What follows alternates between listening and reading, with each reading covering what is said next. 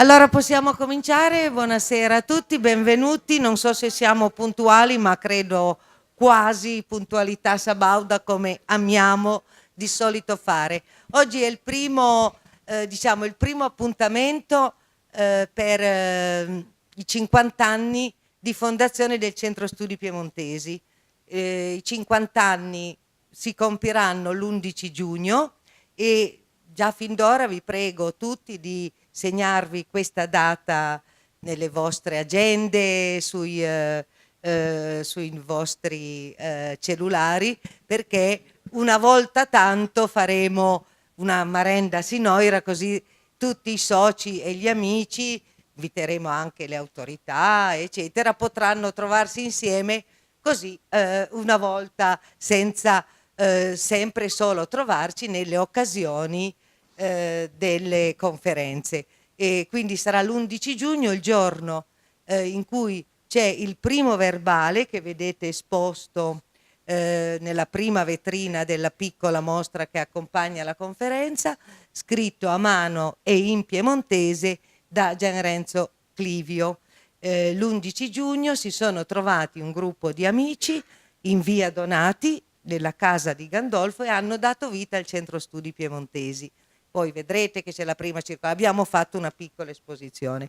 Per festeggiare il 50° abbiamo pensato alcuni momenti. Il momento inaugurale è oggi perché con il comitato scientifico, il presidente, il consiglio direttivo si è pensato che la cosa che era indispensabile fare per festeggiare i 50 anni era mettere a posto l'archivio istituzionale e oggi siamo qui per inaugurare la sala archivio dopo una presenza e una visita alla vecchia sistemazione della sovrintendenza archivistica, dottoressa Daniela Caffarato, che ringrazio per l'idea che ci ha dato, per la sua presenza oggi e per la costante seguirci in questo lavoro, aveva suggerito di radunare l'archivio in un'unica sala. Così abbiamo iniziato i lavori di risistemazione grazie al lascito della nostra cara socia Agar Pogliano e oggi, aprendo la sala archivio, dedicheremo a lei questa sala perché questi lavori, questa sala, l'ingresso non sarebbe stato possibile farli senza il lascito che Agar Pogliano ci ha lasciati.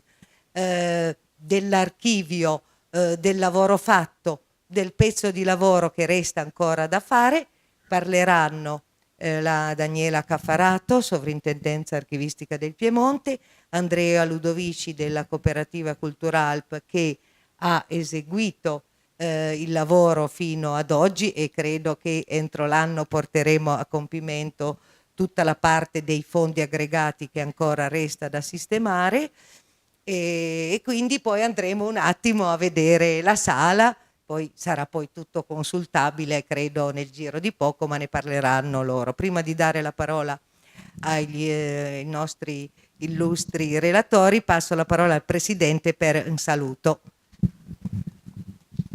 Vi ringrazio di essere presenti e ringrazio la sovrintendente della sovrintendenza del Piemonte, ma io dico e Valle d'Aosta, però un archivio come il suo di 1000 anni di storia d'Italia è una cosa eccezionale. Chiedo molto negli archivi momentaneamente è suo. Comunque il mio è soltanto un saluto. Avete visto che qui abbiamo 3 relatori, non sottoscritto neanche Gustavo, quindi benvenuti e grazie. Devo dire una cosa scherzosa, meno male che c'è Leonardo da Vinci, che oggi è una manifestazione, se no qui non tenevamo neanche i pavimenti, tenevano la folla. Grazie. Ecco, è vero, grazie Presidente. Se arriva ancora qualcuno, ci sono ancora i posti nell'ingresso che possono comunque seguirci tramite, diciamo, il video. A questo punto la parola, ancora ringraziandola moltissimo, a Daniela Caffarato. Grazie, buonasera cari amici. Sono qui con voi e porto i saluti della soprintendente, dottoressa Elisabetta Reale, che ha già sviluppato un grande dono dell'ubiquità, però non riesce a essere qua perché dirige contemporaneamente 3 istituti, 2 in Piemonte e 1 in Toscana, e quindi ha qualche difficoltà logistica a essere ovunque. Ci inseriamo oggi in una settimana di grande lavoro, interesse e valorizzazione sugli archivi. Infatti non so se avete visto i vari appuntamenti del Festival degli Archivi, che si chiama Archivissima, che ha tenuto aperto alcuni istituti anche fino a tarda ora la sera, proprio per consentire al pubblico generico di accedere a questi luoghi abbastanza così nascosti e di difficile approccio. Io mi devo complimentare invece con l'iniziativa del centro studi per avere promosso e seguito, diciamo, questo input di riorganizzazione sia fisica, logistica dell'archivio, sia proprio logica e strutturale delle carte, perché questa vostra iniziativa in realtà costituisce quasi un unicum nel panorama delle associazioni di tipo storico, cioè di studi storici e diciamo istituzioni similari a questa sul territorio piemontese. Da una veloce indagine che ho fatto in ufficio, infatti ci risulta che in Piemonte solo altre 3 realtà simili alla vostra abbiano proceduto ad una inventariazione del proprio archivio. Si tratta anche di istituzioni abbastanza antiche, risalenti, quindi l'ottica era un po' quella della riorganizzazione di quello che viene considerato da noi archivisti l'archivio storico. E mentre nelle altre istituzioni, sia diciamo i canonici istituti culturali, la rete degli istituti storici per la Resistenza ed altri soggetti di questo tipo, i lavori di riordino che sono stati fatti finora in realtà sono stati fatti praticamente esclusivamente sui fondi archivistici da loro detenuti in quanto prodotti da altri soggetti, quindi quelli che prima hai citato come archivi aggregati, no? E mai sul proprio archivio, cioè l'archivio dell'associazione. Quindi questa iniziativa è molto particolare ed è molto importante proprio anche perché sottolinea la consapevolezza sul proprio ruolo che ogni associazione dovrebbe avere. E poi un'altra cosa molto importante è stata questa, cioè che il lavoro archivistico è stato fatto eseguire a professionisti archivisti formati e con anche una già notevole esperienza, e quindi non si è ritenuto di fare come molti fanno, cioè il fai da te, no?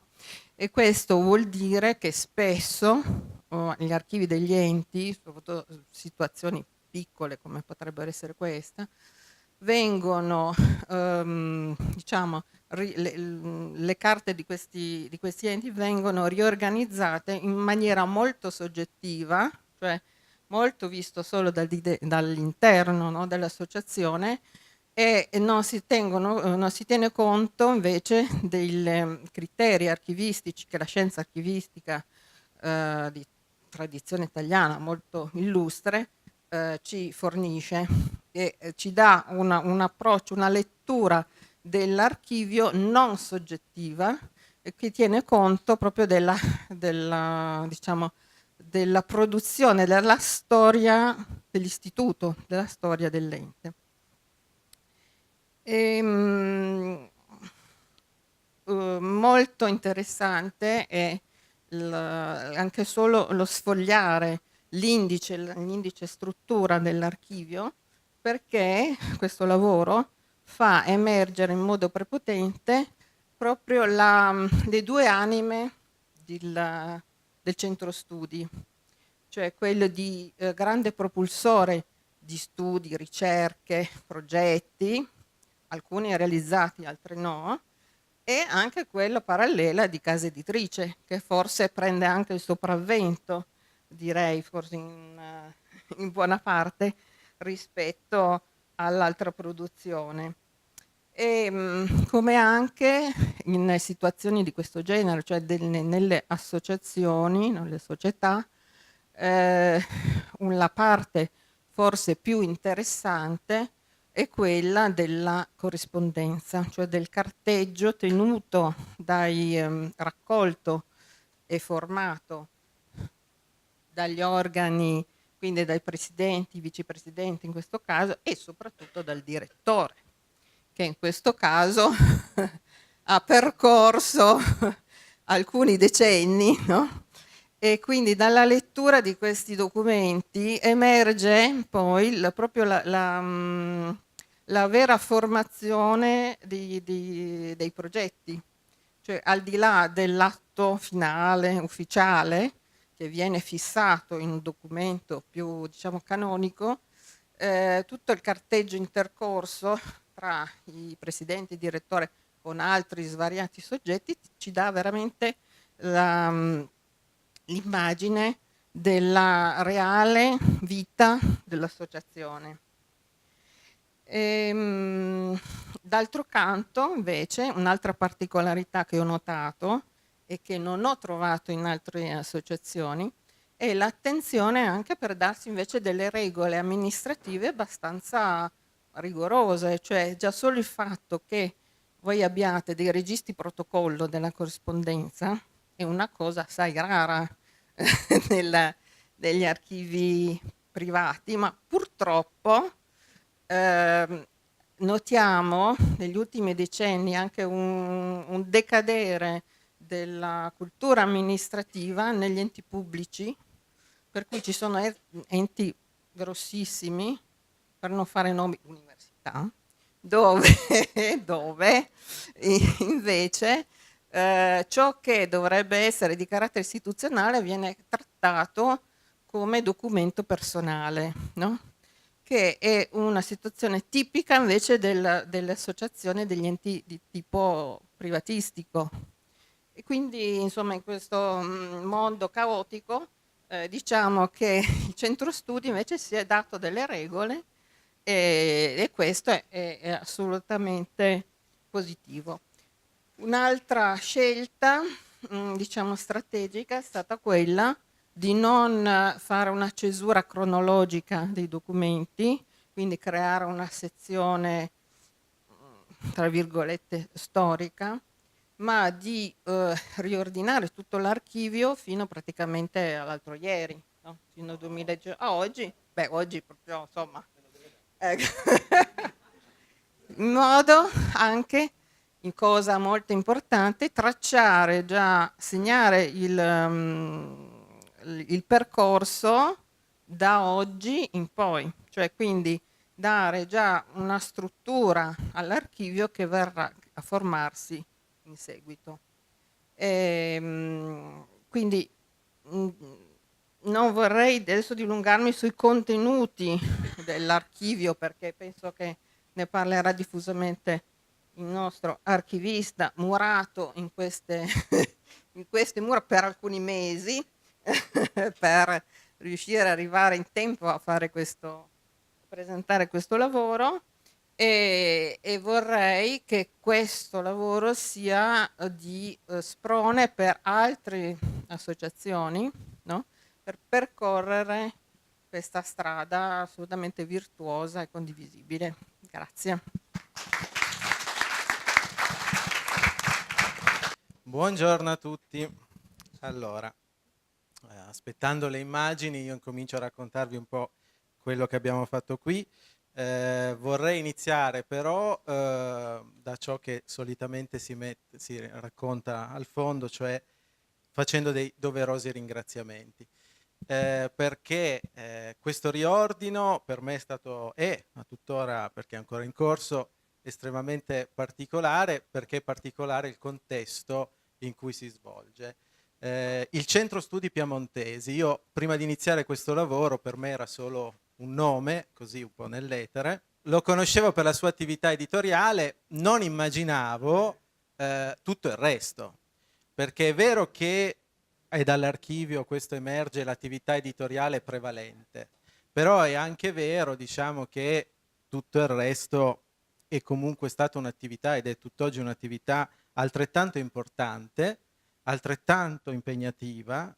Pensate soltanto, non so, ai 20 anni di corsi di lingua piemontese fatti in tutto il Piemonte, alle centinaia di convegni e seminari fatti in contesti istituzionali molto importanti, dalle università ai musei e così via. Ci sono veramente, ed emerge, come diceva la dottoressa Caffarato, dalla corrispondenza, tutta una serie di rapporti e relazioni portati avanti con costanza e impegno dai presidenti in giù, passando ai consiglieri, sino ai direttori e ai segretari. Da tutto ciò traspare un'associazione, state sereni qui, traspare un'associazione che, se dovesse assumere un motto per descriversi, potrebbe essere in perpetuo moto, perché non stanno mai fermi, non sono mai stati fermi. Devo dire che all'inizio di questo lavoro, le prime carte che ho preso in esame furono quelle della corrispondenza, e mi impressionò sin da subito come questa corrispondenza fosse copiosissima e fittissima sin dal primo giorno, cioè dal 69 in avanti, attraverso il presidente, attraverso il vicepresidente, soprattutto Renzo Gandolfo, traspare da subito una rete di rapporti, di relazioni a livello universitario, accademico, con altri istituti, molto molto importante e di primaria qualità. E traspare quell'organizzazione amministrativa che diceva la dottoressa Caffaratto, cioè qui di fatto io credo che signori come Renzo Gandolfo e gli altri soci con lui abbiano importato un modello, direi aziendale, imparato presso le aziende dove lavoravano, in primis la Fiat, presumo, e hanno fatto esattamente quello che facevano sul posto di lavoro, l'hanno ribaltato qua. Questo è evidentemente, come dire, sinonimo di un approccio che voleva essere il più possibile serio, il più possibile efficace ed efficiente. È un'azienda, una vera e propria impresa culturale, centro studi, ma a me piace anche la sua denominazione piemontese di casa. In effetti è una casa, ci troviamo in una casa, è un appartamento. Quando vieni a lavorare qua ti fanno sentire a casa, onestamente, perché non solo Albina, a cui dico grazie ufficialmente in questo momento, perché senza di lei questo lavoro non si poteva fare, perché, e fatele un applauso, perché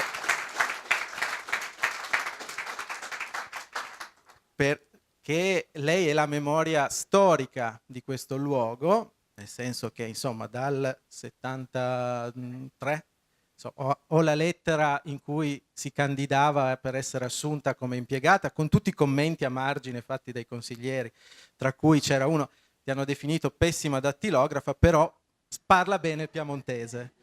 E poi c'è uno che ha visto più in là di tutti e ha detto: questa ragazza promette bene, sicuramente una risorsa, non so chi sia che l'abbia scritto, diventerà preziosa, ecco, perché la sua era una delle n lettere arrivate, erano decine, ognuna commentata, quindi sono molto divertenti per vedere anche, come dire, la cattiveria dei selezionatori. Ma a parte questo, Albina tutto sapeva, tutto sa, tutto si ricorda, e devo dire che il grosso dell'archivio, se c'è, è merito suo, perché Albina non butta via niente. Sull'ordine possiamo discutere, ma sulla conservazione Albina è sul pezzo. Non ha se questo archivio esiste in altri tanti luoghi, tante altre cose si sarebbero sicuramente perse. Qui non manca un invito, non manca un dépliant, non manca una locandina, c'è tutto. E che ne dicano, l'archivista non ha buttato niente. Abbiamo fatto anche delle prove, anche se non ho fatto, ma adesso ci arrivo. Io solitamente butto tante cose perché negli archivi, soprattutto negli enti pubblici, c'è materiale da buttare, per legge, non perché piace a me, intendiamoci. Ma qui l'approccio è stato diverso, perché è un archivio singolare, cioè unico veramente nel suo genere, perché è un po' archivio di impresa, un po' archivio di famiglia, perché questa è una grande storia di famiglia, un archivio di un ente culturale, insomma. Quindi ho tenuto tutto. Quindi grazie ad Albina, grazie anche alle due ancelle del Centro Studi Piemontesi, Giulia Pennaroli e Lara Ferrando Battistà, che sono sempre generose dispensatrici di caffè, tè e quant'altro, quindi rendono il lavoro ancora gradevole. E poi l'ultimo grazie, poi entro nel merito, a Dario, che questa sera mi ha aspettato, non è andato a casa prima, Dario Bosco. A Dario io mando il mio grazie più particolare, perché Dario ha svolto una funzione unica, anche lui, questa nel suo genere. Innanzitutto Dario è il volontario. Io in ogni luogo in cui vado a lavorare c'è sempre un volontario che si chiama Dario. Per me oramai è un personaggio letterario. Se non trovo il Dario il volontario, capisco già che quella realtà, quell'associazione non funziona bene. Ma qui c'era. E Dario ha svolto una funzione fondamentale, cioè quella di controllo quotidiano dell'archivista. Sì, ha vigilato su quel poco che ho buttato, e se non era certo di ciò che avevo fatto, veniva riproposto all'archivista chiedendogli perché l'hai buttato. Ma quindi tutto estremamente sorvegliato, ma soprattutto Dario ha svolto una funzione fondamentale, che è quella di ricondurre l'archivista che in alcuni momenti di esaltazione, quando pensa di aver schedato tutto, inventariato tutto, aver finito, lo riporta alla realtà in un bagno di umiltà, dicendogli guarda che non hai finito perché di là c'è ancora questo, c'è ancora quello. E quindi quasi come in un'antica tradizione cenobitica, come quei monaci che ogni sera passavano e dicevano ricordati che devi morire, Dario tutti i giorni passava e diceva guarda che non hai finito, ricordati che devi schedare ancora questo. Quindi grazie veramente a Dario per questo. Io mi permetto di essere un po' così sorridente, simpatico, perché di solito in queste occasioni si è un po' tetri, a me questa cosa non piace. In fondo è una festa, si inaugura un archivio, è come un bimbo che nasce e resterà in questa casa, quindi è bene festeggiarlo anche con allegria. Allora, io per questo motivo vi propongo un percorso tra parole e immagini, perché è sempre difficile restituire al pubblico, soprattutto un pubblico che non fa il mio mestiere, quello che è il senso del mio lavoro e le varie implicazioni. Quindi ci ho provato, visto che dal lunedì al venerdì sono archivista, ma il sabato e la domenica faccio lo storico dell'arte, ho messo qualche opera d'arte che ci potesse aiutare a capire questo lavoro. Partiamo da una definizione che avevo già presentato anche qui in un precedente incontro, cioè che cos'è un archivio. Questa è la definizione standard. Ok, benissimo. Allora, è una raccolta ordinata ordinata, quindi se avete delle carte a casa disordinate non è propriamente un archivio. Di atti di un certo ente o individuo, costituitasi durante lo svolgimento della sua attività e conservata per il conseguimento degli scopi politici, giuridici, culturali, eccetera, eccetera, dell'ente. Quindi, a tutti gli effetti, ciò che incontrate nella sala accanto a questa è proprio questo, cioè l'insieme di tutte le carte che riflettono da una parte l'attività amministrativa di questo ente, dall'altra l'attività culturale. Lo stato dell'archivio all'inizio del mio lavoro. Cosa potevo mettere? È sempre brutto mettere le foto. Noi facciamo un progetto preliminare con delle foto, sono sempre foto abbastanza brutte. Volutamente le facciamo brutte, così al cliente è invogliato a mettere a posto l'archivio. In questo caso io vi ho messo questa immagine che è un'opera di Pollock, che al di là dell'esprimere solo in apparenza una superficiale confusione, secondo me ben rappresenta proprio la condizione che ho incontrato entrando qua. Grande dinamismo, grande vitalità, tante cose tutte insieme. C'era la corrispondenza che mi raccontava di centinaia di personaggi importanti, c'erano i verbali, c'erano le circolari, c'erano foto, cartoline, manifesti, una grande varietà di tipologie documentarie, fascicoli con fogli sciolti, registri, album e quant'altro. Ebbene, tutto però, come dire, andava a sovrapporsi, andava un po' a confondersi, come in questo quadro di Pollock. Se io vi dicessi che qui dentro ci sono 19 colori e vi invitassi a individuarli tutti e 19, avreste delle difficoltà. L'archivista qui interviene, mette a posto la tavolozza, vi deve consentire di capire dove sta quel colore e di trovarlo in caso voi ne abbiate bisogno. Non so se la metafora è arrivata, ma spero.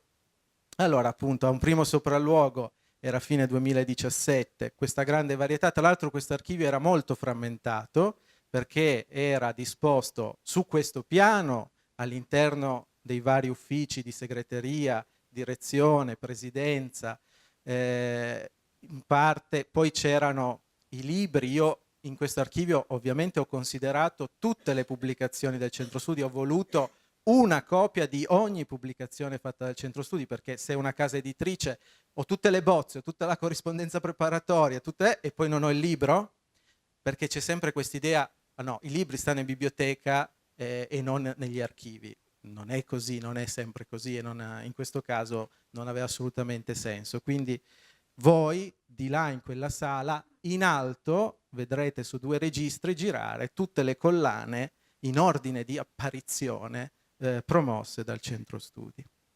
E poi c'erano una serie di altre carte che abbiamo definito fondi a sé stanti, che erano frutto di lasciti o donazioni.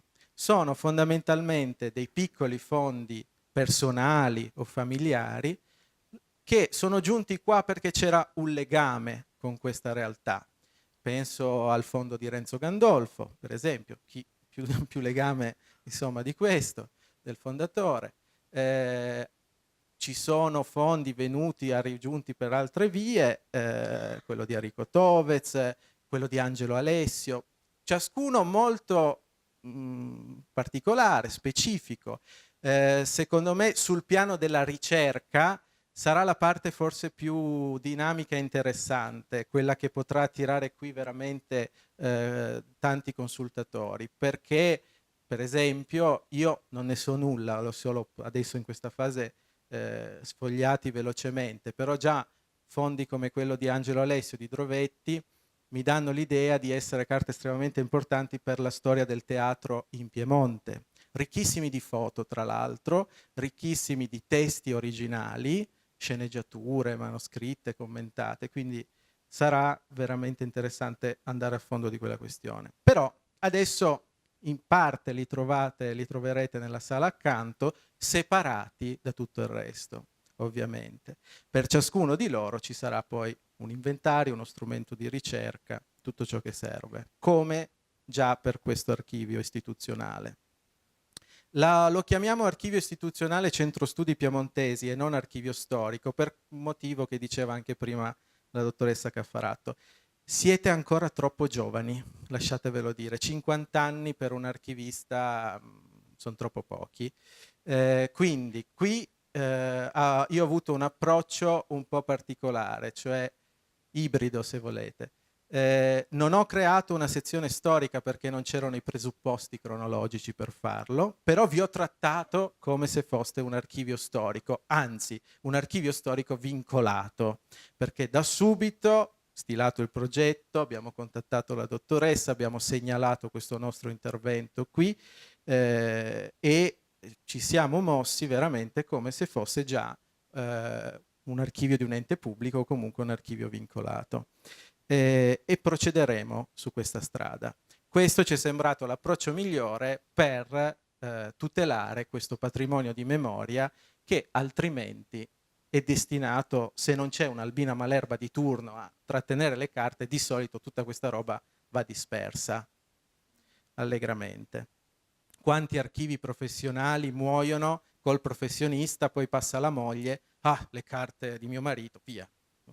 Ho visto in questo modo, non so, ho avuto archivi di ingegneri che avevano progettato il porto di Taranto, quel progetto non c'è più, per dire, almeno nella casa dell'ingegnere in cui l'aveva fatto.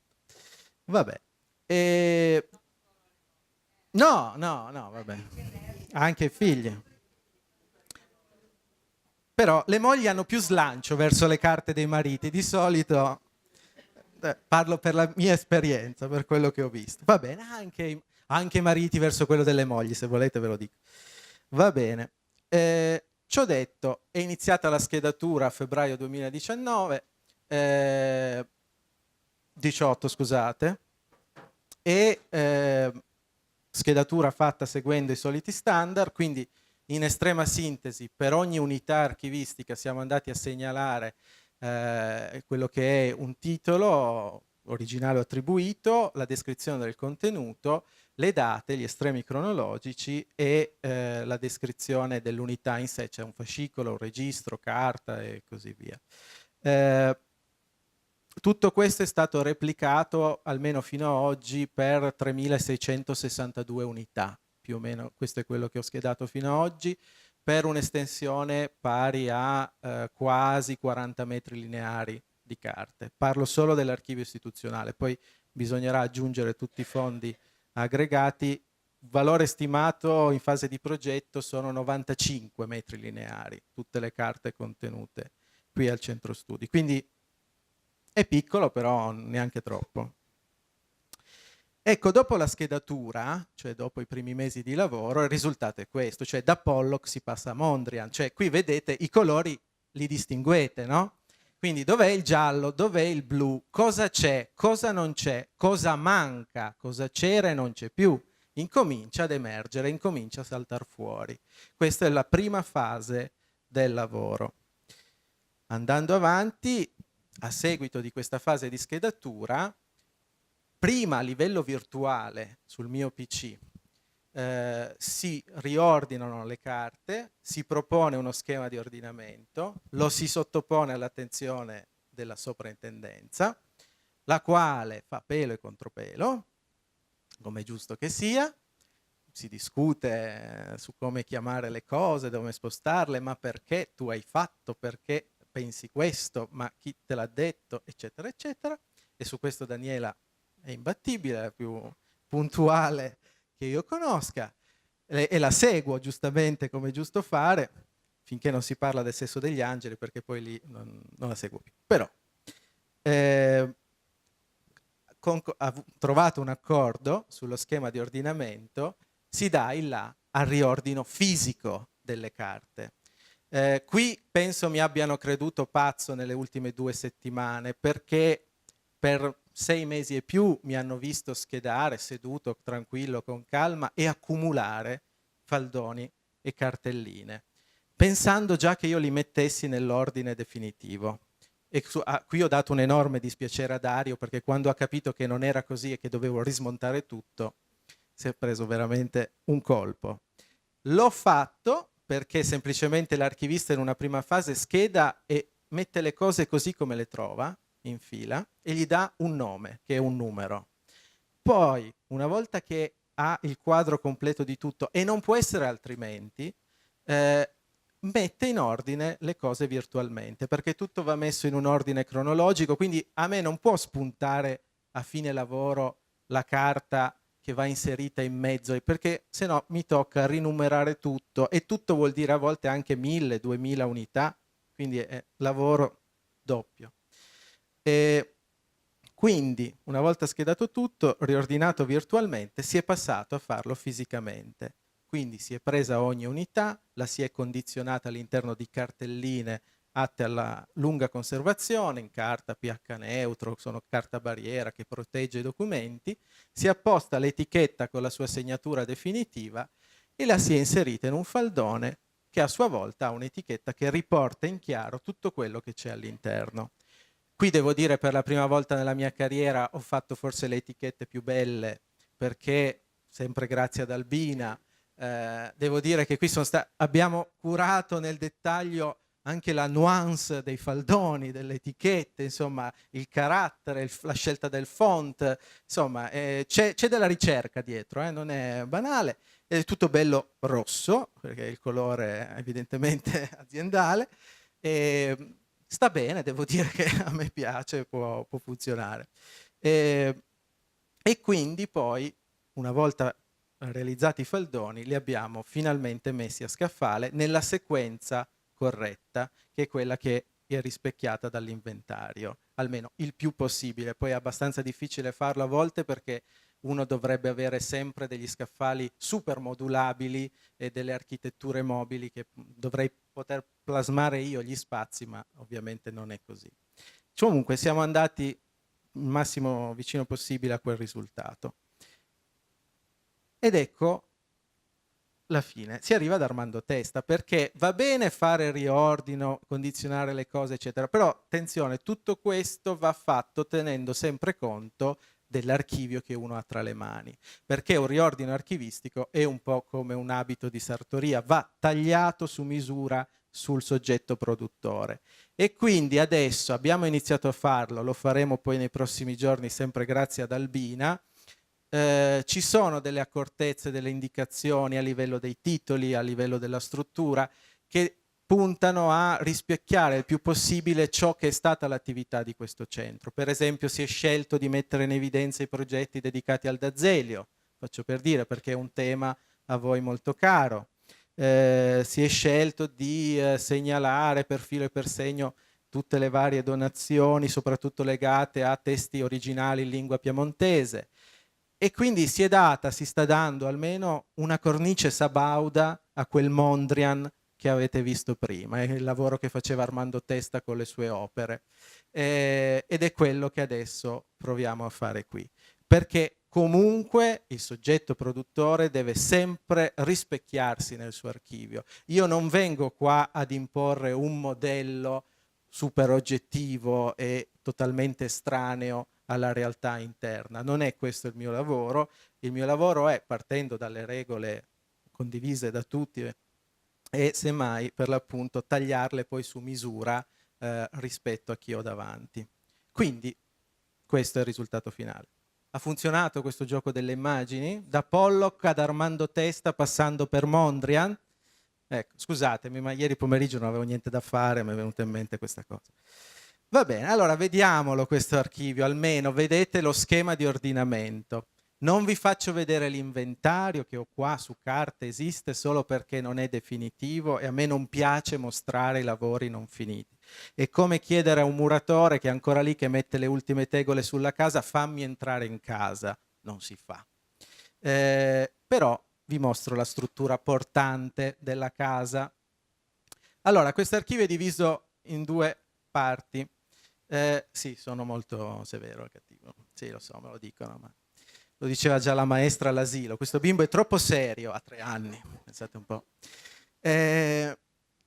Allora, no, ma perché, come dire, quello che si è aperto qui è un vero e proprio cantiere, solo che nella percezione comune io non vengo visto come un muratore, un manovale, e quindi non ho il rispetto che hanno i muratori, che possono mettere addirittura fuori dei cartelli vietato l'accesso ai non addetti. No, qua entrano, escono, fanno di tutto. Ma va bene così, però nei limiti. Dicevo, l'archivio è diviso in 2 parti. Prima parte amministrazione, e voi vedete che si parte ovviamente dagli atti costitutivi, quindi per esempio copia di quello esposto nella prima vetrina qui fuori, che è una minuta proprio del primo incontro svolto. Ci sono gli statuti, le modifiche agli statuti, diversi certificati che il centro ha acquisito per svolgere la sua attività. C'è poi una grande parte, la più importante, che è quella dell'assemblea dei soci, perché ci sono tutti i verbali, oltre alle convocazioni, in originale, a volte anche le minute, e quindi qui se uno volesse ripercorrere la storia del centro si parte dai verbali, perché i verbali, come dire, restituiscono ogni decisione, ogni attività svolta e ogni cosa fatta. Ci sono elezioni, le nomine e così via. Lo schema riprende quello che è la struttura degli organi sociali, non può essere altrimenti, quindi dall'assemblea si passa al consiglio direttivo, alla consulta, all'interno c'è sempre corrispondenza o verbali degli incontri, dipende che cosa facevano e cosa è rimasto, collegio dei revisori dei conti, poi c'è la serie dei presidenti e dei vicepresidenti, sono stati di più, questi sono, come dire, quelli che io ho trovato documentati, di alcuni non ci saranno carte, non so perché, io non le ho buttate, non le ho proprio trovate. Poi anche la sezione direttori, io ho messo al plurale per il futuro. Oggi io ho trovato solo le carte di Albina, ho trovato le carte di Albina, che non sono poche, e sono sicuramente interessanti. E corrispondenza, ovviamente. La parte di segreteria, anche questa bella corposa. Le circolari è un altro strumento per ripercorrere minuto per minuto, passo passo, la storia del centro culturale. La corrispondenza qui è divisa per anni, per annate, corrispondenza in entrata e in uscita. Uno dei lavori successivi che faremo su questo inventario è quello di indicizzare tutti i mittenti e i destinatari, in maniera da restituire un domani un semplice file PDF dove, inserendo il nome della persona, c'è subito il rima, che questa è la cosa che piace di più a tutti, perché tutti volete fare ricerca, ma ricerca comoda, con un click. Maledetti voi. Adesso sono 147 fascicoli che dovrò indicizzare in questo modo. Quindi la sera una preghiera per l'archivista. Ciò detto, poi c'è una parte singolare che io non avevo mai trovato da nessun'altra parte, l'ho chiamata per ora ricordini in memoria di, sono gli annunci funebri, ma voi direte perché? Perché a volte, soprattutto per le realtà contemporanee, sembra banale, ma è difficile sapere quando è nato e quando è morto uno che fino a ieri voi conoscevate, era lì in attività, perché non sempre si rintracciano queste informazioni. Non essendo ancora dei personaggi da manuali o da enciclopedia, è fondamentale avere questi riferimenti. Alcuni sono molto significativi, perché c'è quello di Riccardo Gualino. Questa mattina ho visto quello di Giovanni Agnelli, carinissimo, che giocava con l'Aschi. Ce ne sono, poi ci sono tantissimi, sono dei soci, dei consiglieri, dei collaboratori. Quindi anche qui è un modo, sono piccoli tasselli che aiutano a ricostruire la storia del centro studi. Poi ci sono, visto che qui si fanno le cose in maniera rigorosa, raccolte di leggi e norme che negli anni sono state radunate dal centro, sono tutta una raccolta di normativa legate 9 su 10 alla valorizzazione e la promozione della lingua piemontese o di progetti culturali legati a questo tema. C'è la gestione del personale, ovviamente, contabilità, tutti gli esercizi di bilancio dal primo all'ultimo. Anche qui basta guardare i fascicoli per rendersi conto di come si è trasformato questo ente, perché i primi bilanci sono praticamente un foglio protocollo, dove c'è uno schema, una tabella fatta a matita, entrata-uscita, e ci sono 3 entrate e 3 uscite, mentre gli ultimi bilanci, a volte io li ho separati in più fascicoli, perché erano delle cose mastodontiche con schede contabili di dettaglio, devo dire, una contabilità molto puntuale. Poi ci sono, vabbè, vari registri, libri giornale e così via. Una parte importante sono donazioni, lasciti ed eredità, c'è anche il documento della Agar Pogliano, perché sono anche questi passaggi che aiutano a comprendere e capire come si è sviluppato e come si è sostenuto nel tempo l'ente. E poi c'è la parte di patrimonio immobiliare, visto che di casa si parla, le case, ahimè, vanno gestite, mantenute, costano, e quindi qui avete la documentazione relativa a questo. Cause e liti l'ho messo, ma vi assicuro sono 3 cose, non sono cause legali, sono proprio scaramucce. Questa è la serie che mi ha dato meno soddisfazione. Di solito cause e liti c'è da leggere, c'è da divertirsi. Qui veramente non litigano mai. La seconda parte, che è quella più corposa, perché quando andrete di là tutto quello che vi ho detto io lo trovate entrando a sinistra, i primi 4 ripiani. Tutto il resto che vedrete attorno a voi è la seconda parte, dove è quella delle attività, perché a fronte di questa organizzazione di cui vi ho detto fino adesso, che è un po' il dietro le quinte, lo spettacolo arriva ora. Ci sono le opere, le pubblicazioni, di tutte c'è la minuta, la bozza, la corrispondenza relativa. Dico questo con enfasi perché per me è stato abbastanza faticoso, doloroso tenerle tutte, a volte è la prima cosa che uno lancia via, però qui abbiamo tenuto tutto. E poi ci sono le collane. Qui per la prima volta avete la descrizione delle collane in ordine di apparizione. Le date che vedete accanto a ogni titolo sono i 2 estremi cronologici, cioè quella serie o sottoserie inizia da quell'anno e arriva fino a quell'anno. Tante collane oramai sono chiuse, alcune erano iniziate, hanno avuto una nuova serie e la trovate subito a seguire, e tra le varie alcune sono ancora aperte, si arriva fino all'oggi, penso all'Epistolario di Massimo D'Azeglio, e di là in archivio ho lasciato lo spazio per implementare di accrescimento, ahimè, ma arriverà il giorno in cui non basterà e dovremo giocare a far slittare tutto quanto. Quindi quando vi sentite, come dire, un po' stanchi e volete fare il movimento perché la schiena vi fa male, venite all'archivio del centro studi che sicuramente ci sarà occasione. Bene, le collane sono tante, adesso non mi ricordo, vediamo un po', che sono 28 collane, poi ci sono i volumi fuori collana, i volumi illustrati, quelli fuori commercio, e vabbè, quelli non pubblicati, quindi diciamo 28 più 3, almeno 31 si possono conteggiare come collane, che non sono poche per un editore che, insomma, lo dico con tutto il rispetto, non siamo alla Mondadori, quindi questo è sinonimo di una grande attività per un soggetto relativamente piccolo. C'è poi la rivista, forse questo è lo strumento che tutti voi siete abituati a conoscere, sul quale vi confrontate.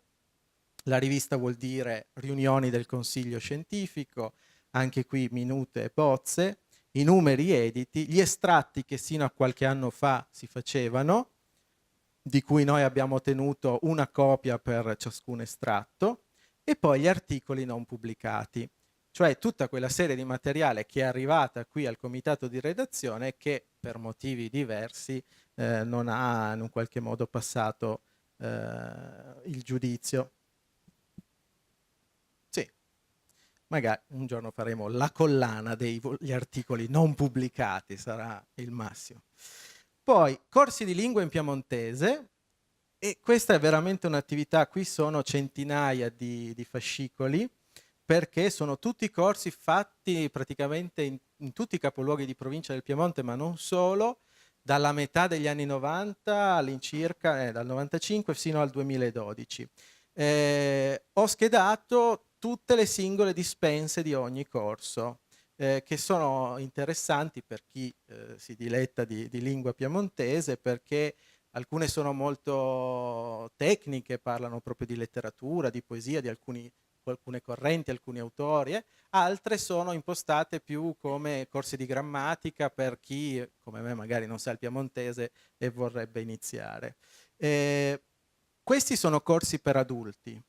Poi c'è la sottoserie Prima Mignin, che sono tutti i corsi fatti nelle scuole elementari, sostanzialmente anche qui di quasi tutto il Piemonte, ai quali, ahimè, hanno allegato tutti i lavoretti fatti dai bambini. Quindi io, è bello, com'è bello, come condizioni tu il cestello fatto in vimini, incollato sul pezzo sulla relazione della maestra, quella non la puoi buttare, ti devi tenere il cestello, è bello. Allora, qui confesso, lo faccio in pubblico così non possono reagire. Allora, i lavori più grandi, fuori formato, sono ordinati in un grande scatolone che ho lasciato sotto perché obiettivamente o loro o io, quindi ho preferito il sottoscritto. Però tutti quelli di un formato ragionevole che erano allegati a relazioni, a corrispondenze e così via, ci sono. Così tutte le maestre del Piemonte sono tranquille, non ho buttato il vostro lavoro, men che meno quello dei pargoli. Tra l'altro spesso e volentieri a queste cose erano allegati anche degli audiovisivi, dei DVD, dei CD, tutto tenuto ovviamente e collegato al fascicolo di riferimento. Passata questa parte sulle scuole, ci sono poi le attività e gli eventi, anche questi che siete magari abituati a frequentare e conoscere meglio.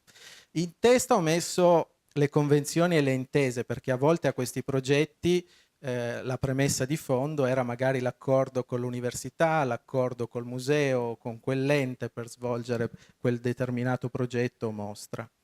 Una sottoserie in particolare è quella dedicata all'Istituto di Storia Piemontese, che poi si è tradotta in una collana a sé stante. E poi progetti Massimo D'Azeglio, qui era Cornice Sabauda di cui dicevo prima, che abbiamo voluto far emergere. E poi l'ultima sottoserie, qui corrispondenza e pratiche diverse, qui invece trovate tutto il resto, è tutto in ordine cronologico, e quindi se un domani vorrete venire qua e sapere quando e come si è svolta la mostra col ferro e col fuoco, se avete quantomeno l'idea in che anno è avvenuta, la trovate. Se non ce l'avete, basterà digitare su questo favoloso PDF col ferro e col fuoco e vi rimanda subito agli N fascicoli che trattano quel tema, perché ho cercato sempre nei titoli di esplicitare al meglio il più possibile quello che era il contenuto. Certo che non sempre riesce, perché non tutti noi chiamiamo le cose allo stesso modo, però ci abbiamo provato. Ci sono poi una serie, questa anche interessante, comunicati stampa e rassegne stampa, perché è una rassegna, devo dire, molto nutrita, che parte di fatto dagli anni 70 sino all'altro ieri, e documenta tutto ciò che si è fatto in Piemonte a livello culturale, non solo legato al centro studi, ma in generale, quindi qualsiasi evento culturale che si è promosso in questa regione. Ci sono le fotografie che sono in corso di schedatura, tra l'altro riconosco alcuni di voi, perché siete... Professor Penevidari, l'ho vista in foto. Alla sì, è vero, era più giovane, però l'ho riconosciuta, quindi non è invecchiato. Sì, no, ma era la presentazione del primo volume dell'Epistolario d'Azeglio. Ho detto, guarda... Ecco. No, era qua a Torino. Sì. Comunque, cioè, Gustavo, tutti, insomma, la maggior parte. Quindi un domani sarà bello, è proprio un album di famiglia, potrete rivedere e ripercorrere i momenti migliori. Gli audiovisivi, qui sono fondamentalmente audiocassette, ci sono tutti i corsi, per esempio, di Padre Gasca registrati. Oggi noi siamo in diretta su Facebook, YouTube. All'epoca no, però il buon Dario Bosco, che curava questa parte audiovisiva, ha conservato tutto, quindi ci sono interi corsi di lingua piemontese.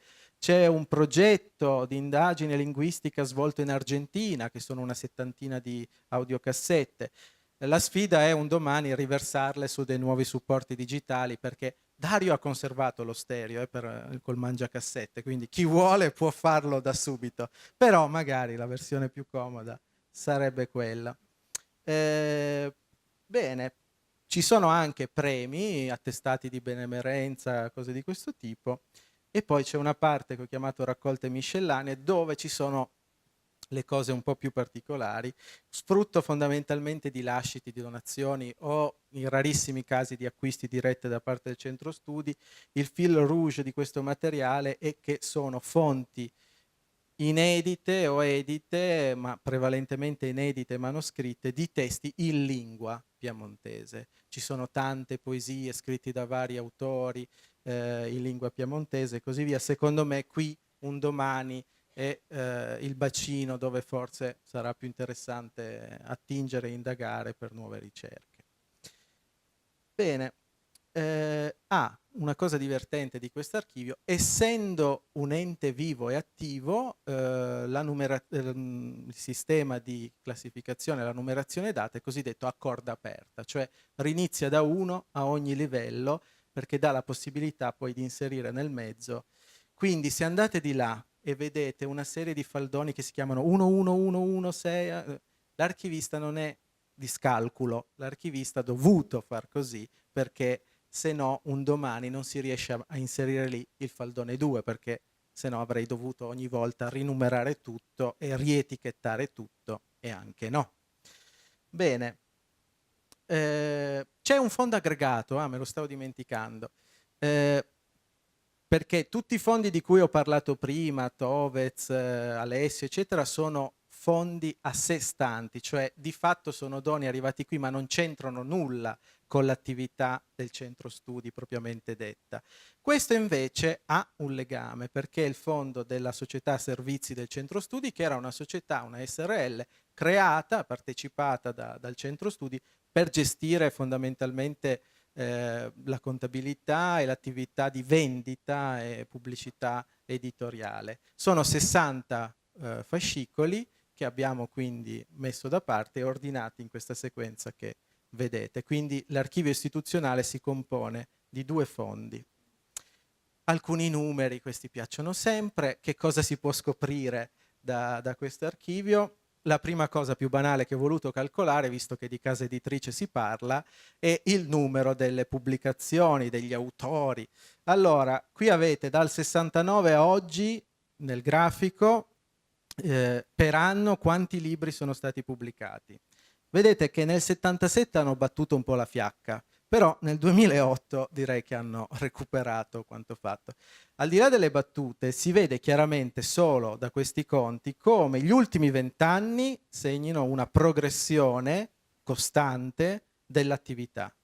Più libri editi, più lavoro, più progetti, quindi c'è stato, come dire, non so da cosa sia determinato onestamente, però evidentemente un'organizzazione che cresce, che nel tempo diventa sempre più brava, sempre più efficiente e che da 20 anni a questa parte riesce a mantenere un trend importante, perché il centro studi di fatto pubblica un libro al mese, che non mi sembra poco onestamente. Adesso il calcolo esatto è 11,95 volumi, però vuol dire un volume all'anno, il che vuol dire un volume al mese.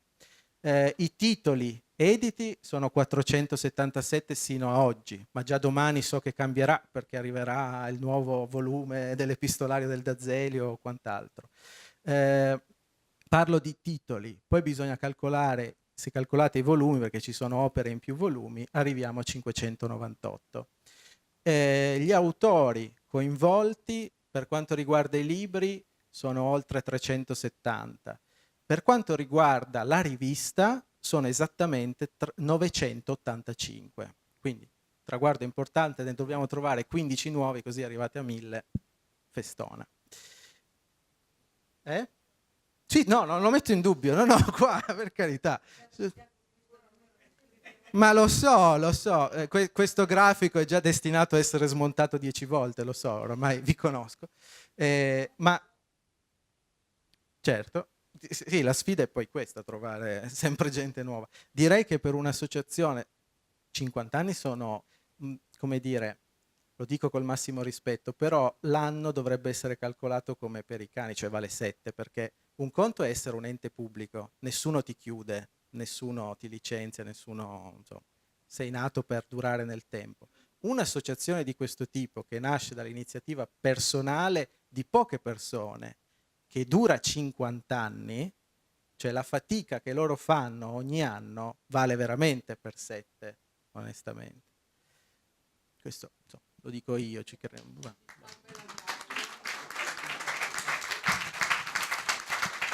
Non so se qualcuno vuole fare qualche domanda, il programma poi è questo, usciamo da questa direzione, se c'è qualche domanda rispondiamo, se c'è qualche altro intervento, se Gustavo Mola, Rosanna Roccia, Penevidari o chiunque presente vuole chiedere qualcosa, se no poi usciamo e andiamo ad aprire la porta e sarà occasione anche per diciamo intitolare la sala alla nostra consocia. C'è qualche intervento, qualcuno che vuole intervenire, qualche domanda? Ecco, Bonino, poi se magari voi volete aggiungere qualcosa, prego. Magari girati un po' che ti riprende anche. Ma non è necessario.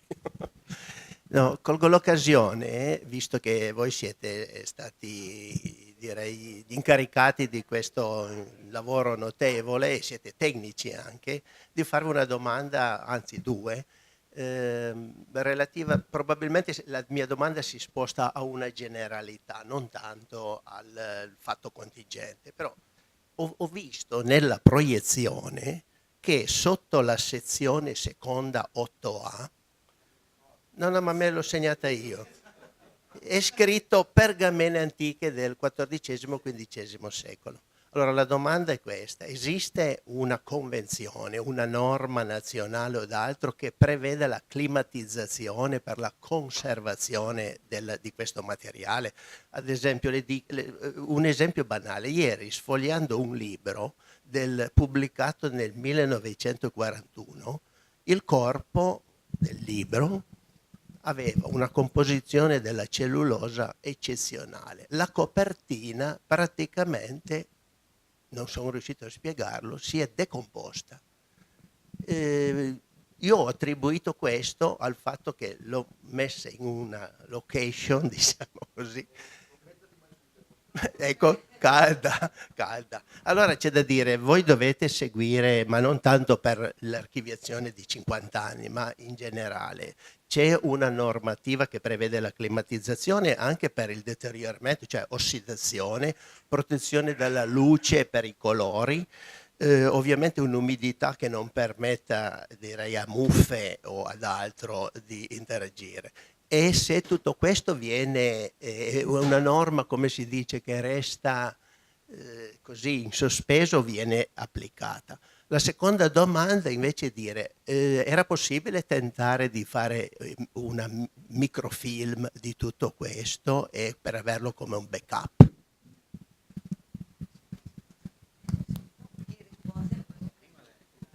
Ma allora, sulla conservazione praticamente si è già dato tutte le risposte da solo, cioè esistono varie norme internazionali sulla conservazione dei vari tipi di supporti archivistici e che riguardano anche i beni librari. Tendenzialmente, allora, differenziano un pochino tra pergamena, cuoio e carta. Però la cosa, diciamo, la regola fondamentale è per tutti questi tipi di supporti di non mettere in ambienti dove ci siano delle forti escursioni termiche, sia stagionali che anche nell'arco della giornata, no? Quindi dovrebbero stare a una temperatura media intorno ai 18-20, non superiori ai 18-20 gradi, le condizioni ottimali. L'importante è che non abbiano una grande escursione e diciamo che i due estremi, cioè la troppa secchezza e la troppa umidità, sono quelli che fanno degenerare i supporti in un senso o nell'altro, cioè l'umidità, il rapporto tra temperatura e umidità relativa alta fa sviluppare le muffe. Il troppo secco invece, soprattutto sulla pergamena, ha degli effetti molto dannosi. Poi ci sono altri supporti tipo le stampe fotografiche, le bobine, le laser, che devono essere tenute a una temperatura molto più bassa, quindi siamo intorno a 5, 6, 8 gradi. Per cui però è chiaro che uno in un ambiente domestico, per esempio la temperatura che c'è adesso qua è esagerata, e tendenzialmente è meglio in un archivio come questo tenere i termosifoni spenti o al minimo, no? E che infatti loro hanno adottato dei sistemi di protezione anche passivi con poca spesa, cioè una cosa banale tipo oscurare le finestre in modo che non entri il sole nelle stagioni calde e quindi cercare di tenere l'ambiente sempre a una temperatura piuttosto stabile. Questo per quanto riguarda la conservazione. Non mi ricordo già più, essendo un po' anziana, l'altra domanda. La microfilm. Ma la digitalizzazione, così come ha già digitalizzato centinaia di migliaia di pagine, di volumi in particolare, trovando, e stiamo cercando l'ipotesi di trovarlo, uno sponsor, potremo provvedere alla digitalizzazione più che alla microfilmatura di una selezionata parte dell'archivio.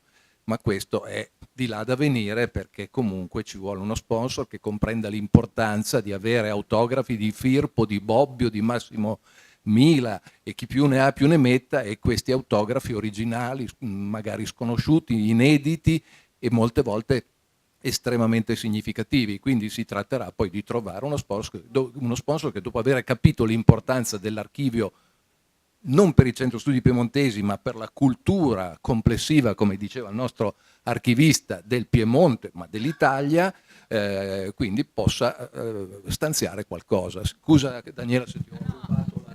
Aggiungo un altro argomento, visto che stiamo conversando, che è anche una preghiera, cioè stiamo assistendo in questi ultimissimi anni, da adesso in poi, a una trasformazione proprio generale, totale, del concetto di archivio, cioè parliamo di dematerializzazione, no? E quindi gli archivi adesso, già adesso anche voi immagino, non sono più prodotti sulla carta come si faceva fino all'altro ieri.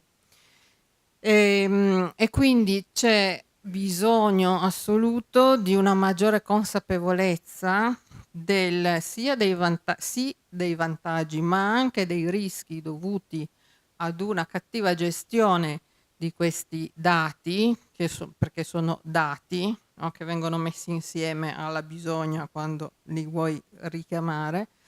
Per cui anche tutto il discorso che abbiamo fatto sull'importanza, anche tutte le curiosità che vengono fuori dal carteggio, no, intercorso tra i presidenti, i direttori del centro studi, se adesso tutte queste informazioni che viaggiano attraverso le email non vengono archiviate informaticamente in un modo corretto che ci garantisca di poterle leggere tra anche solo 5 anni, 10 nel futuro, perdiamo tutto, cioè non proprio tabula rasa.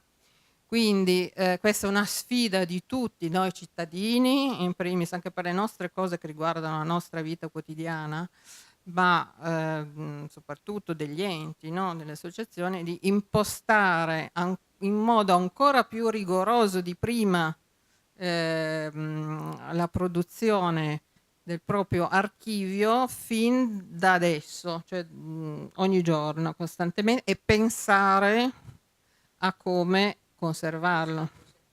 Ecco. Grazie. Andrea, vuoi aggiungere qualcosa? No, su questo aspetto in particolare, allora direi che per gli atti fondamentali è sempre bene fare una copia sicurezza su carta, perché lo so che a voi giovani moderni piace molto pacioccare sui computer, ma ad oggi è il supporto scrittorio più sicuro, perché sì, però dico perché non ha bisogno di aggiornamenti. Certo, può prendere fuoco, può bagnarsi, però gli devi già dare fuoco, lo devi già bagnare. È molto più facile che il file che uno ha su PC tra 5 anni sul tuo stesso PC non lo leggi più perché c'è arrivato l'aggiornamento di Windows e ti ha mangiato il lavoro. Copia sicurezza sempre. E poi digitalizzare funziona ed è uno strumento utile sul piano della consultazione, quindi di riflesso della conservazione, per quei documenti che sono molto consultati. Cioè se qui tutti i giorni ci fosse un'utenza che ha bisogno di vedere la vostra corrispondenza, che per la maggior parte è scritta su veline degli anni 70, allora avrebbe assolutamente senso fare una scansione di tutta quella roba lì e mostrargliela solo a video, e l'originale te lo tieni al sicuro là. Per tornare invece alla prima domanda, qua ci sono degli accorgimenti sul piano della temperatura, dell'irradiazione luminosa, il termosifone ha una valvola, e non dimenticate mai che anche faldoni e cartelline aiutano a proteggere e a tenere, sembra una stupidata, però in un minimo di microclima quelle carte. Poi qui al di là lei ha beccato l'unica pergamena che c'è qua, perché è una, non ce ne sono altre, tutto il resto è carta di questo tipo qua, quindi non è messa abbastanza bene. Io devo dire che in tutto questo lavoro ho buttato, questo sì, solo un pacco che era finito letteralmente sotto uno scroscio d'acqua, e quando l'ho trovato io era un mattone oramai consolidato, rosa, con macchie marroni, di una bozza di un volume che non mi ricordo, quindi l'ho preso e l'ho cestinato con buona pace di tutti, perché tanto non si recuperava più e poi era solo una bozza. Poi, come hai ricordato, tutte le unità archivistiche sono state, noi diciamo, condizionate, cioè sono state raccolte in cartelline a pH neutro, e quindi questo impedisce la migrazione delle ossidazioni da un documento all'altro, insomma tutto un sistema di protezione. L'ultima cosa, ho compiuto una bonifica della plastica e del ferro, perché gli archivi sono come gli oceani, pieni di plastica, soprattutto quelli contemporanei, perché voi siete amanti della busta Crystal, dello spillo, della clips, guardala qua. No? Se non la metteva nella busta Crystal stava male. Allora, è comodo perché poi lo metti nel raccoglitore, cioè, certo, tutto quello che vuoi. Però, e questo non ci crede mai nessuno, per questo io lo scrivo sempre nelle introduzioni archivistiche, perché a volte, qui vedo il professor Penevidali che mi fa venire in mente il lavoro fatto per l'Archivio Storico Reale Mutua, dove tolsi 7 kg di spilli e clips, tutti arrugginiti, perché poi c'è anche il tetano, quindi mi raccomando. Scusa Andrea, allora, se non ci sono altre domande possiamo continuare il discorso nella sala di là dopo l'apertura, che inviterei a fare prima di tutto voi tre, Gustavo, eccetera, e poi per la digitalizzazione abbiamo già molto digitalizzato, ma insomma è un discorso lungo. Andiamo di là.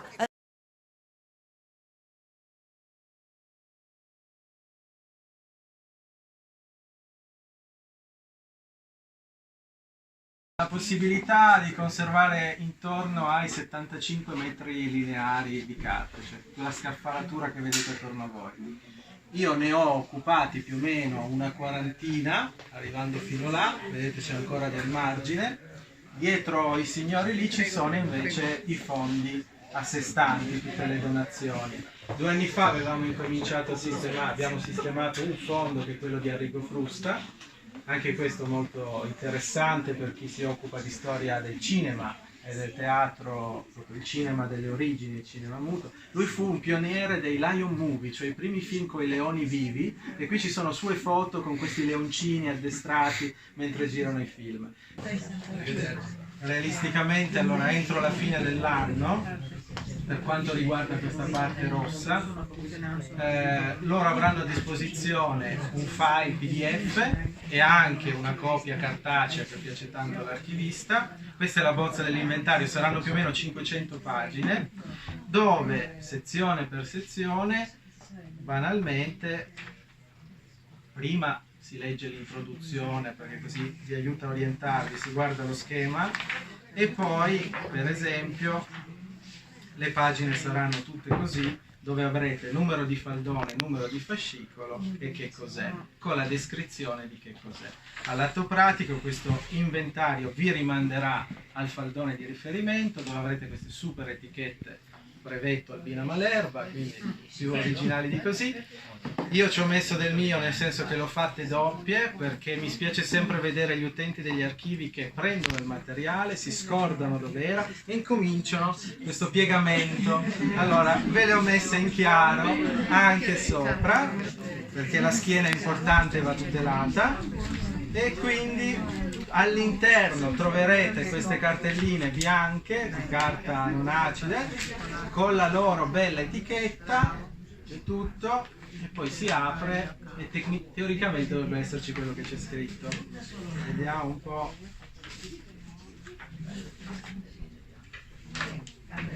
Questa è una minuta, per esempio, del verbale di costituzione del centro studi. Questo è l'atto più vecchiotto che abbiamo trovato. C'è la fotocopia di quello che avete esposto là, esiste solo in fotocopia, l'originale non sappiamo che fine abbia fatto, a differenza anzi sono più copie dello stesso documento. Qui è sempre Albina che negli anni, vedendo sbiadire la prima copia, l'ha sempre rifotocopiata per averla. Io ho tenuto tutto, così avete anche questa documentazione dell'attenzione della direttrice verso la... È una cosa banale, però funziona, perché altrimenti questa roba va persa, in questo caso specifico. Poi un domani la digitalizziamo, la trascriviamo, la stampiamo a caratteri cubitali, però nel frattempo, se non ne avevano cura, spariva. E tutto così, funziona tutto così per oggi 3600 e rotte unità che sono qui dentro. Vedete appunto il gioco dei numeri che vi dicevo prima, ripartono, dice 1-1 perché sono 2 serie accostate, poi quella è la lunga serie delle minute e bozze dei vari volumi che corre fino al 54 che era lì. Perché l'archivio si legge come un libro, come le righe di un libro, da sinistra verso destra. Qui siamo partiti dal basso verso l'alto, in senso orario, quindi da questa parete poi fa il giro, così ritorna all'inizio. Molto semplice. All'inizio ci si perde un po', bisogna prendere la mano con l'inventario. Già oggi abbiamo fatto un test con Albina, che penso mi abbia maledetto in piemontese dentro di sé perché non trovavamo una cosa, ma c'era, poi l'abbiamo trovata. Semplicemente l'abbiamo chiamata in modi diversi, ma poi ci siamo capiti. E ovviamente era nel faldone 1, fascicolo 1 praticamente, però è stata trovata. E questo è il lavoro che è stato fatto, è il lavoro che si continuerà a fare. Io spero vivamente entro l'anno di finire quella parte lì, la parte delle vostre foto, in maniera tale che dal 2019, perché vi vedo belli curiosi, possiate venire qua e finalmente spulciare e vedere cosa c'è in queste carte. Per ora, come vi dicevo, lavori in corso, questo è un cantiere, quindi per favore non presentatevi domani, vorrei vedere, ora che c'è l'archivio fatto. No, siete stati 50 anni senza archivio, resistete ancora 4 mesi e poi ve lo ridò, spero meglio di come era prima. Dottore, scusi, ma i documenti che arrivano nuovi, li inserite già subito? Sì, se me li dà, sì. In coda, sì. Scusate, andate, potete fare vede che qua per esempio arriva la serie, io questo non l'ho etichettato, se lo prendo ho ancora del margine mezzo vuoto per inserire le cose che arriveranno successivamente. Queste sono le pratiche che il centro studi per esempio fa annualmente per ottenere dei contributi. Quindi nell'ufficio accanto c'è la buona dottoressa Ferrando Battistà che ne ha già un plico così, e quando le chiuderà e non le serviranno più perché il contributo rendicontato, quella pratica è chiusa, la ripone qua. E io la prendo, la schedo e la metto nel punto giusto. Lassù c'è un buco che aspetta gli ultimi volumi dell'Epistolario d'Azeglio. Questa serie non l'ho etichettata perché è la corrispondenza di Albina, che ancora non ho capito quando finirà, perché c'è ancora roba, però quando ce l'ho tutta poi me la schedo per bene e gliela etichetto. E poi qui dietro, ecco, questo buco l'ho lasciato per le future bozze che arriveranno. Adesso ci sono in cantiere penso 4-5 volumi, ogni volta c'è la sua bozza. Lì io ho fatto in modo, ho cercato il più possibile di lasciare per ora degli spazi, è provvisorio, perché qui, come dire, all'inizio si viaggia al buio, non è che io so dove andrà a finire o a cadere da subito l'archivio. L'ho condizionato, l'ho portato qua, ho cercato di metterlo al meglio possibile. Poi ovviamente se un domani arriva tanto materiale, come dicevo, il gioco è far slittare, perché è tutta una catena e quindi è come a domino, cade il primo, cadono tutti. Però l'importante... Sì, ce n'è ancora abbastanza. In alto, vedete, abbiamo messo tutte le collane, tutte le pubblicazioni, là separati, quelli illustrati, perché c'è una particolarità. Intelligentemente hanno approntato uno scaffale per i fuori formato.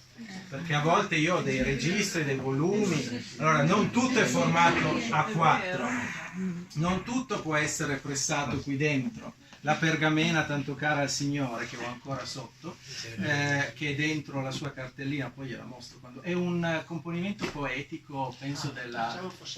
No, è poesia, in volgare italiano. Però troverà degna dimora su quello scaffale all'interno di una scatola. Io adesso farò fare delle scatole in maniera tale da mettere questi fuori formato in orizzontale, così non stanno in piedi, non si curvano, non si piegano, non si rompono.